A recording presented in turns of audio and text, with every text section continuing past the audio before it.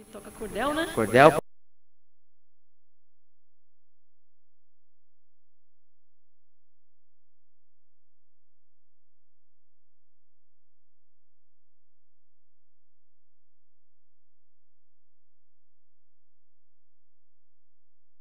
Aqui no estúdio, né? Hoje cheio de mulheres. E também é Dia Mundial do Xadrez. Para os enxadristas aí também é o dia deles. Já fui campeão da cidade. É, também? Doutor Abel é um grande enxadrista da cidade.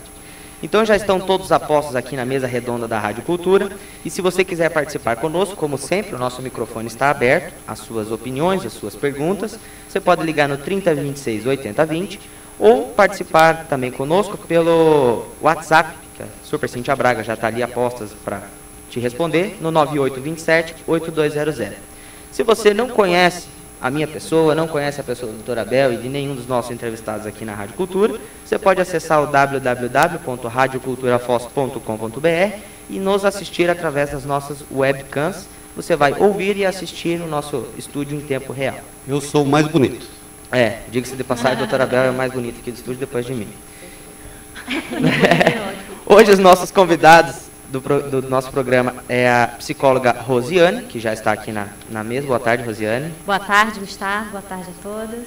Também contamos com mais uma entrevistada hoje. Hoje o programa está cheio, 2 entrevistados. A Mariângela Luckman, do Innova Cities. Boa tarde, Mariângela. Boa tarde, Gustavo. Boa tarde a todos os presentes. Também eu considero mais bonito, está tudo certo. E vamos em frente hoje com essa pauta. É isso aí. E nos comentários, o nosso amigo Dr. Abel Lopes. Boa tarde, Dr. Abel. Boa tarde, campeão. Bem, digamos assim, você não é um campeão, mas está ao lado do campeão aqui. Legal, boa tarde. E a nossa Super Cintia Braga no WhatsApp. Boa tarde, Felipe. Felipe lá em Oman. Ele já comentou com a gente que está ouvindo a gente de vez em quando nessa viagem dele. Boa tarde, doutora Abel, Rose e Mariângela. Vamos em mais um programa, então. Então é isso aí. Antes de começar, eu queria passar a mensagem do nosso amigo Felipe Mansur. Ele mandou uma mensagem agora há pouco para mim aqui no WhatsApp. E ele disse o seguinte, que ele está lá em Oman, ele está buscando investimentos para a cidade de Foz do Iguaçu, ele quer, com certeza, ele vai trazer aí algum dinheiro de investidores para construir um museu aqui em Foz do Iguaçu. Foz do Iguaçu ainda não tem um museu, então ele está, mesmo ainda não ocupando um cargo público, mesmo não sendo nada na cidade, já está preocupado com a cidade de Foz do Iguaçu e fez essa viagem até o Oriente Médio buscando esse investimento. Então ele disse que está morrendo de saudade da bancada da Hora do Voluntário, está morrendo de saudade de Foz do Iguaçu. Ele disse que ele pode viajar o mundo inteiro, não tem cidade mais acolhedora e com energia tão positiva igual a Terra das Cataratas. Mas ele mandou dizer que segunda-feira ele está aqui de volta e que para todos os ouvintes da Rádio Cultura podem ligar e fazer pergunta de Oman para ele, que ele vai responder em árabe, aqui ao vivo, segunda-feira. Opa, que chique. É isso aí. Então, vamos começar a nossa entrevista de hoje com a Rosiane, a psicóloga, que vai tratar do assunto, Cíntia. Como lidar com as emoções, como em tempos de crise, não é isso? Bem oportuno, né, o assunto. Exatamente. Vou mostrar minha conta corrente para ela e minha fatura do meu cartão de crédito, ela vai chorar comigo. É isso aí. Então, ela vai te dar dicas para como você resolver esses perrengues, doutora Bela. Então, quem quiser fazer pergunta ao vivo para a doutora Rosiane, pode ligar aqui que ela vai responder. E agora ela vai começar contando para a gente como lidar, então, com o estresse, com problemas psicológicos diante de uma crise, que aí já está instalado, né, doutora? Com certeza. Na verdade, a gente está num momento, um cenário econômico que ele não é muito animador. Para quem vive sozinho, imagine para quem tem uma família, né? Então, dentro dessa perspectiva, a gente vê que essa crise, ela atinge a todos nós de diversas maneiras, exatamente com esses aumentos da conta de luz, combustível, alimentação, impostos, inflação. Então, na verdade, não está fácil para ninguém, né? Então, essa condição, ela traz o quê? Uma época de muitas incertezas para a vida de todos nós, né? E também traz essas incertezas para as empresas. Então, uma coisa vai influenciando a outra. Então, tem uma influência direta na vida das pessoas, dentro da sua vida pessoal e na sua vida profissional. E a grande questão, a gente começa a pensar o seguinte, o que a gente precisa fazer para se reorganizar diante dessa situação? Porque se a gente entrar num pessimismo, a gente só se afunda, vocês não acham? E não só se reorganizar, eu acredito na questão financeira, né? Se o psicológico não está bem, nada vai bem, né, doutora? Isso mesmo. Quando a gente fala se organizar, é exatamente desses dois aspectos. Psicologicamente, você ter que trabalhar as tuas emoções, tendo uma visão mais positiva sobre o que está acontecendo, uma visão mais otimista. Só que às vezes as pessoas confundem o otimismo achando que a pessoa está meio saindo da realidade. Mas o otimista mesmo, ele está com os pés assim bem fincados na realidade. Porém, o diferencial, por exemplo, do pessimista é que a pessoa mais otimista, ela está buscando soluções, sair daquela situação de uma realidade muito crítica. Não está se afundando, né? Isso, não está se afundando. E a gente também sabe que crises existem, está existindo, vai sempre existir. Mas também vão ter outros momentos que a crise passa, aí vem aquela tranquilidade, depois vem outra crise em outro momento. Então a questão é conseguir lidar com essas turbulências na vida da gente, né? Mas, doutora, existe o lado bom da crise? Pois é, existe. E esse lado bom exatamente depende da forma que a gente lida com essa crise, né? E a família, ela é muito importante nesse aspecto, porque ela, como a gente tinha falado antes, né? Ela é atingida em relação à questão de um grupo maior que está envolvido, né? Além da condição da pessoa que vive sozinha. Então, no momento em que a pessoa começa a utilizar essa crise a favor dela, que é começar a se aproximar mais das pessoas, conversar, trocar ideias, pensar em soluções, buscar assim, entender e trabalhar a questão da união, como é que a gente pode fazer parcerias, como é que a gente pode integrar aquilo que a gente consegue fazer de bom. Então, isso ajuda. Isso a gente pode entender que tanto na questão das instituições familiares, que é a instituição família, ou empresas, é uma, digamos assim, uma técnica, uma estratégia que pode ser usada. Doutora, no meu caso do homem, normalmente é o que mantém, o que provém a casa. Tenho diversos casos que aconteceram o seguinte: ocorreram crises financeiras, como agora, e o homem se tornou, digamos assim, aquela pessoa que continua mantendo todos os padrões ali da família, escondendo da esposa e dos filhos que a coisa financeira estava ruim.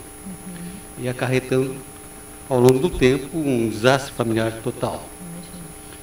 Como quebrar esse paradigma do homem falar, olha, está ruim meu negócio, está ruim meu emprego, eu não tenho mais aquela renda.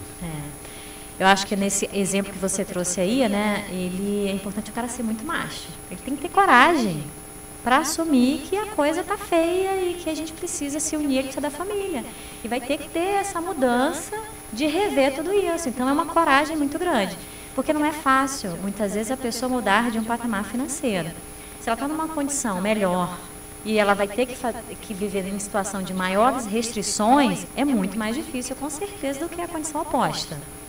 E isso vai exigir realmente uma coragem muito grande, dele bancar isso, pedir ajuda, porque, na verdade, às vezes o homem, ele se sente o quê? Ele se sente fragilizado porque ele acha que ele é aquilo que ele produziu, mas as crises fazem parte do ser humano. E aquele é o momento que ele pode aproveitar para fazer uma renovação na vida dele mudar algumas questões íntimas. Então, é uma grande oportunidade, mas isso vai acontecer no momento em que essa pessoa se disponibilizar a ficar aberta. Não, eu quero ver então o que essa crise vai me trazer de positivo, de renovação. Eu acho que isso é bem possível.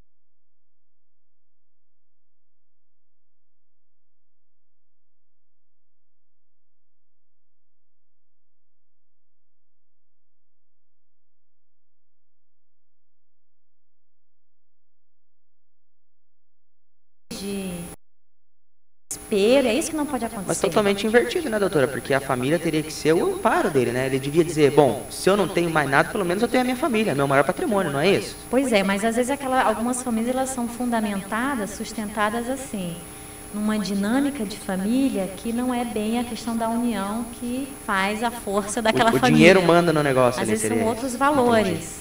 Status assim, social? Às vezes status social, às vezes é a questão da vaidade muito grande, o orgulho, e às vezes as pessoas têm dificuldade de mexer com isso. Talvez aquela situação fosse uma oportunidade para a pessoa baixar a bola e ter que rever tudo isso.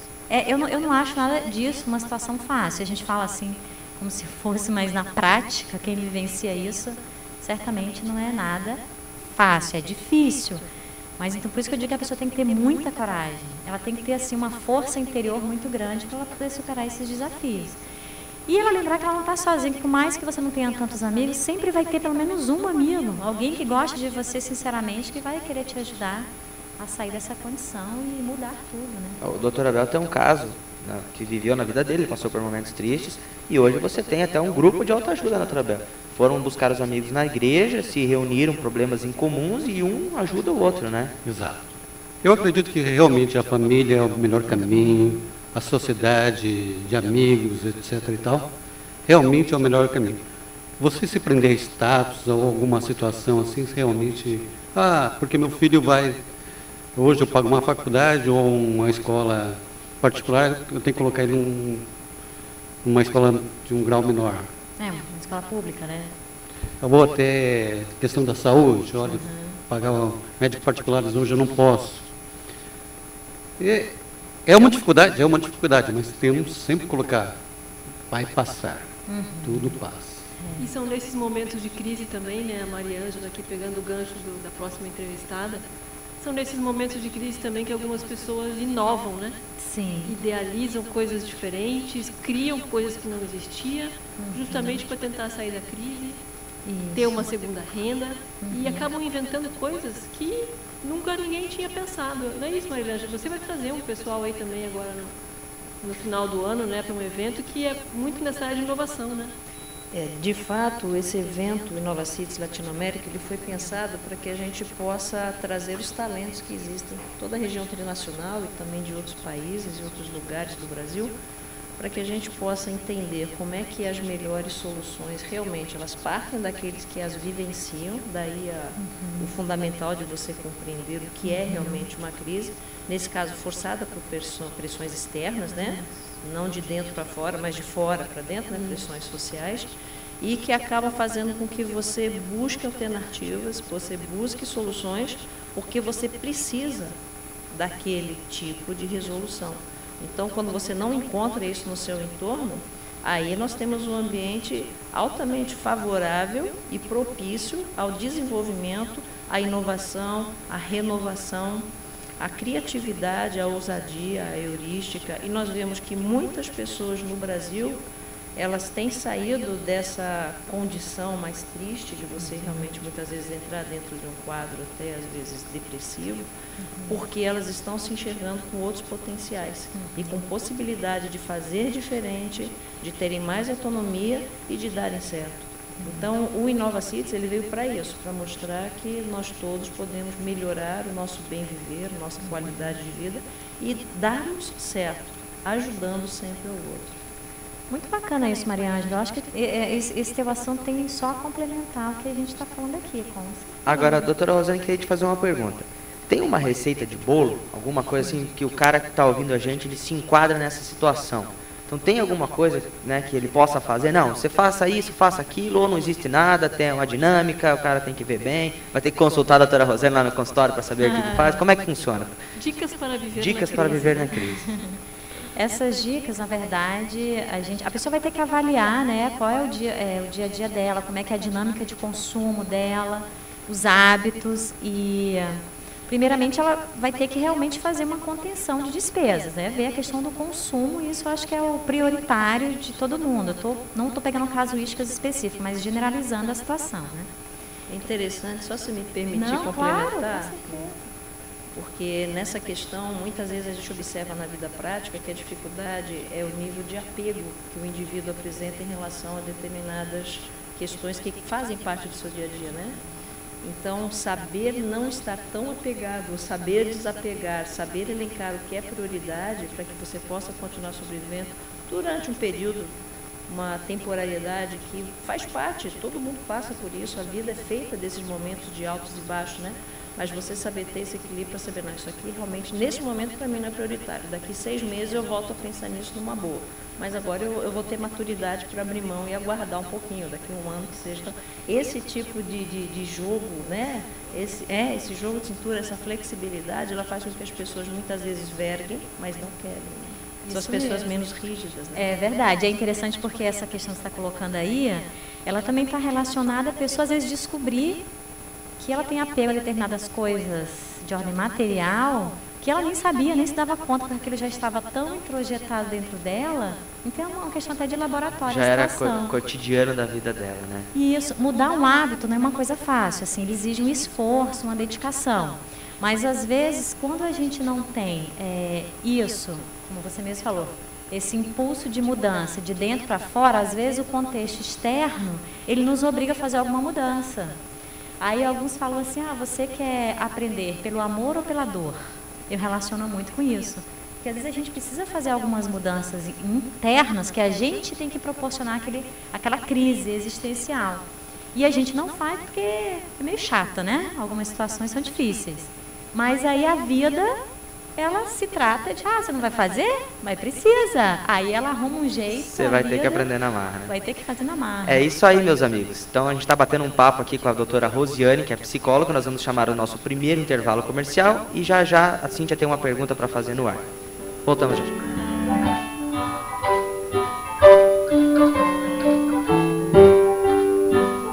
Abra um sorriso, ouvindo a cultura. Ei! Vocês vão para o nosso segundo bloco de entrevistas. E se você quiser participar conosco, fazer alguma pergunta no ar, ligue no 3026 8020 ou pelo WhatsApp da Rádio Cultura 9827 8200. Estamos entrevistando aqui hoje a doutora Rosiane, que é psicóloga, e está nos falando como manter o seu psicológico sereno nessa crise. E também a Mariângela Luckman, que daqui uns minutinhos vai falar para a gente sobre o projeto Nova Cities, que está chegando aí em Foz do Iguaçu no final do ano. A Cíntia parece ter uma pergunta para a Rosiane. Eu tenho.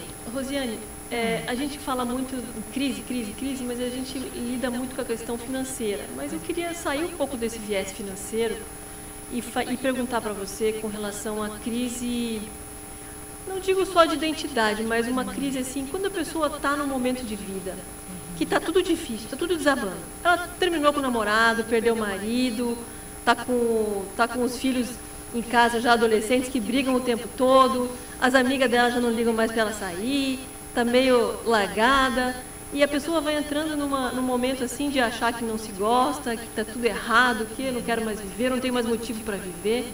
Essa crise psicológica, qual é o limite, qual é o limiar para a pessoa começar a identificar que ela precisa procurar uma ajuda e sair dessa crise? Ok. Bom, normalmente esse quadro que você descreveu aí, ele pode vir acompanhado de alguns episódios depressivos. Veja bem, episódio não estou dizendo e afirmando que a pessoa está com depressão. São episódios, são sintomas de tristeza e tudo mais. Que isso faz parte desse quadro. A maioria das pessoas, elas passam por momentos assim na vida. A grande questão é a seguinte, ela tentar detectar onde é que está pegando, principalmente assim, qual é aquele fator que de algum modo está desestimulando. Provavelmente é alguma questão na vida dela que está trazendo uma frustração muito grande. Então, normalmente, quando a gente tem dentro da nossa vida situações que elas se repetem, que elas não dão certo, ou num setor, ou em alguns outros, como você relatou aí, isso, a tendência é realmente gerar uma tristeza e pode vir a ter episódios depressivos, né? O que a pessoa pode fazer, então, nessa situação? Ela tem que reagir. Ela tem que buscar uma força interna dentro dela. O primeiro movimento é dela de reagir.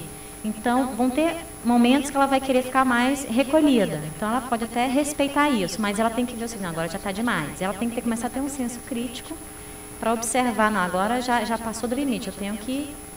Vamos agora olhar para frente. Então, o ideal nessa situação é começar a trabalhar ideias positivas, não fixar naquilo que traz a frustração. Tem coisas que é assim, tem uma vertente da psicologia que trabalha com a questão da terapia da aceitação. Então, dentro dessa vertente aí, a gente pode entender o seguinte, tem coisas que não tem como a gente mexer naquele momento, elas são o que são. Então, a questão é a gente aprender a lidar e a conviver bem, não sei se vocês conseguem entender, mas com aquela angústia dentro dela. E aos poucos aquilo vai saindo aquele peso e a leveza vai tomando de conta dela. É o popular o que não tem remédio, remediado está, doutora? Eu consideraria isso até certo ponto. Claro que se ela tiver outras alternativas de ajuda, de buscar um equilíbrio, dependendo da instituição que ela vá, isso ajuda, equilíbrio que envolve a questão fazer uma meditação, um equilíbrio que envolve a questão energética dela se sentir mais equilibrada. Isso ajuda cada vez mais a pessoa a estar mais centrada. Agora, o grande ganho desse momento que a pessoa vive, assim, a grande importância desse momento muitas vezes de tristeza, é que no momento que ela passar isso, ela vai estar muito mais forte em termos conscienciais, em termos da introspectividade dela, da consciência dela. Então, isso é um grande ganho. Hoje em dia a gente vê muito uma cultura da felicidade, que a gente tem que estar feliz o tempo inteiro, 24 horas, tem que ser feliz, feliz, feliz. Não é essa a realidade, gente. A vida é um drama. A nossa vida é de todo mundo. E é cíclica. Então tem momentos que realmente a gente está num momento assim, muito bacana, mais estável, de mais tranquilidade, equilíbrio, de felicidade. Tem outros momentos que, nossa, toma uma cervejinha que é... Isso mesmo, vai distrair, vai fazer... Uma sofrência, não. É, sofrência Primeira não. coisa, tem que desligar o Pablo da sofrência, o Abel escreveu aqui. Não pode mais ouvir o Pablo. Agora, olha só, deixa eu Pois contar não. uma coisa para vocês, que eu acho que é uma dica que eu imprimi isso na minha empresa. Ok, Porque, assim, quem tem uma empresa, quem é empresário, sempre tem problemas para resolver. claro. Claro que não são os maiores problemas do mundo, só que a gente tem os probleminhas cotidianos.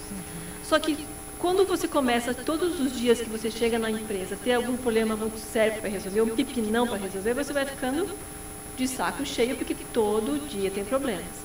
Então, eu instituí o dia do problema na minha empresa. Um único dia por semana, que é o dia do problema, que é as quartas-feiras. Nunca às sextas, jamais às sextas-feiras, e nem nas segundas, segunda, porque naturalmente, né, segunda-feira já é um dia cansativo. Então, a minha turma sabe que só pode me trazer problemas quartas-feiras.